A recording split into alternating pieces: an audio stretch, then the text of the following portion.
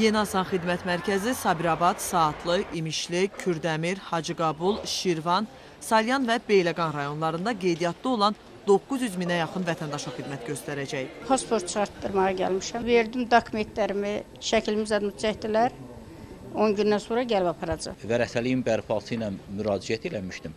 Adətən başqa müəssisələrə gedəndə müraciət elədiyin şəxslər nəsə belə biganə yanaşırlar. Amma burada nəinki, hətta müraciət elədiyin yox ki, o biri də kömək eləməyə elə bir ki, can atır ki, sənə nəsə bir kömək eləsin.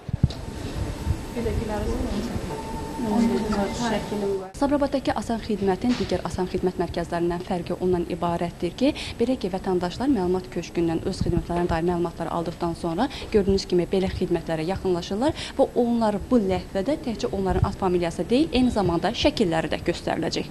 Həmçinin mərkəzdə ilk olaraq asan ödəniş terminalları qurulub ki, bu da vətəndaşların bütün dövlət orqanlarına olan borc və cərimələrini ödəmək üçündür. Sabirabad Asan Xidmət Mərkəzində də digər mərkəzlərdə olduğu kimi 10 dövlət qurumu tərəfindən ümumilikdə 30 qrup üzrə xidmətlər, həmçinin özəl şirkət və müəssisələrin də təqdim etdiyi 28 növ yardımçı funksional xidmətlərdir.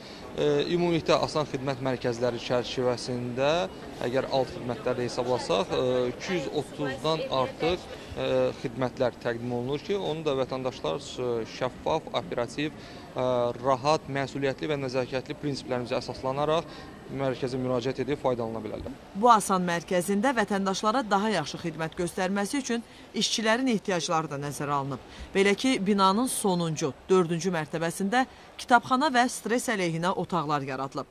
Mərkəzin həyətində isə geniş park salınıb, burada uşaqların istirahəti üçün avtoşəhərciyi düzəldilib.